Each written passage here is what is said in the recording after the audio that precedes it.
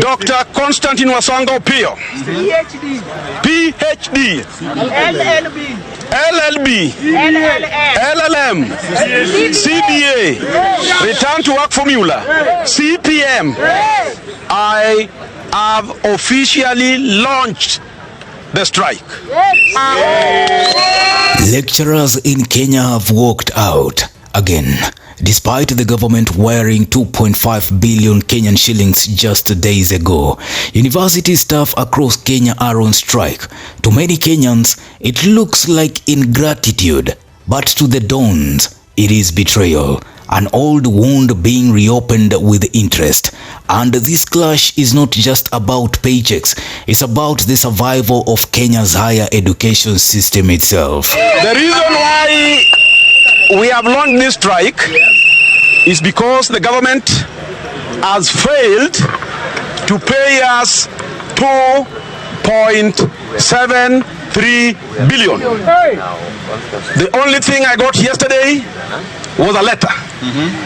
Dons do not eat letters. On September 17th, 2025, the university's academic staff union UASU officially downed their tools. Treasury had announced a release of 2.5 billion Kenyan shillings to implement phase 2 of the 2021-2025 collective bargaining agreement.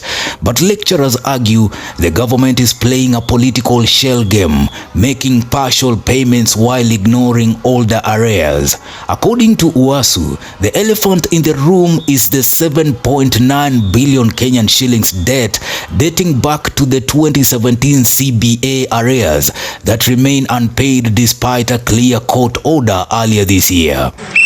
The next thing why we have launched this strike is that in 2021, 15th January, we won a case. Yes.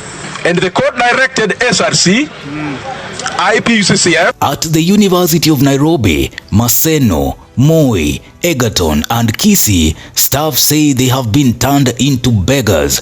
Dr. Maloba Wekesa bluntly told reporters, "We gave government 7 days after a 3-month delay. Nothing happened. Court ruled in our favor. Silence." To lecturers, it is not about the 2.5 billion Kenyan shillings. They see that as a band-aid on a bleeding wound. They want the full implementation of CBAs, including healthcare provisions and yearly increments, which they say have been ignored for almost a decade. Dutifully, the unions submitted their proposals at the beginning of the year. Since the beginning of the year, it has been crickets, silence from the government. 7 months later, we are telling the government, live to your promise.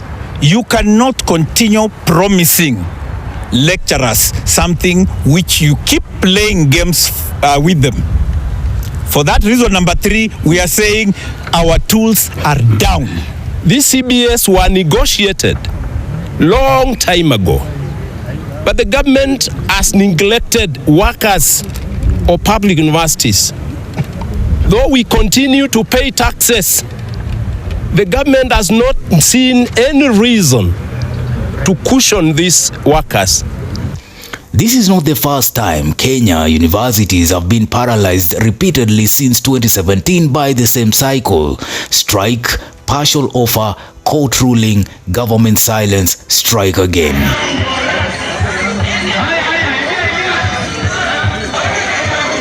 Each time, students lose months of academic progress, parents lose money, and universities lose credibility. Meanwhile, vice chancellors caught between broke treasury allocations and militant unions are blamed for sleeping on the job.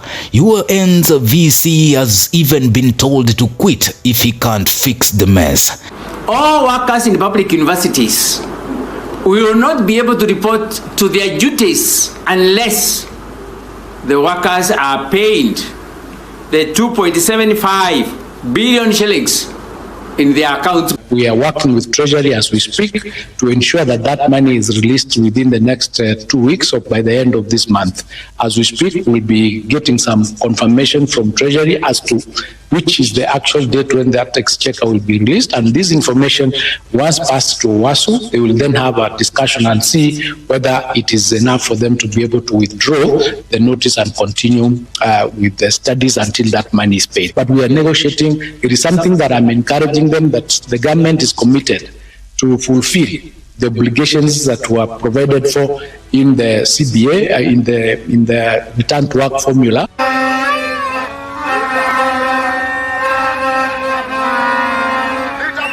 But here's the untold angle.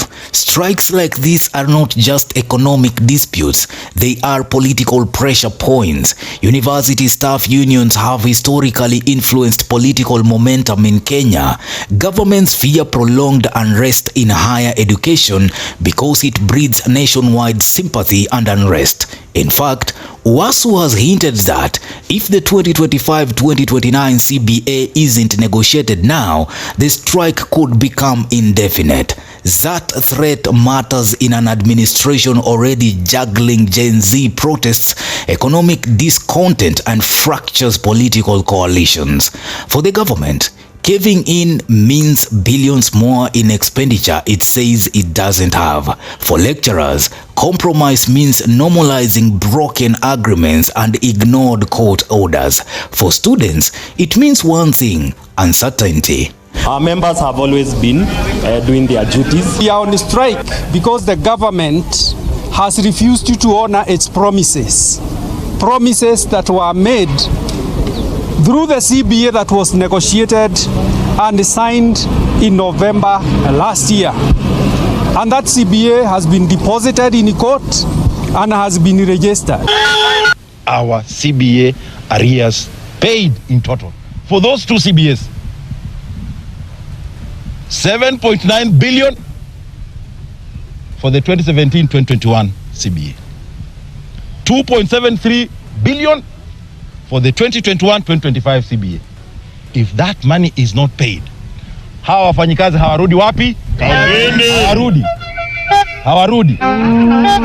Then we have another cycle that has already taken off.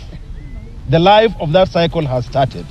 The 2025-2029 CBA. This CBA, its life began on 1st of July 2025. It is yet to be negotiated, not even a comma.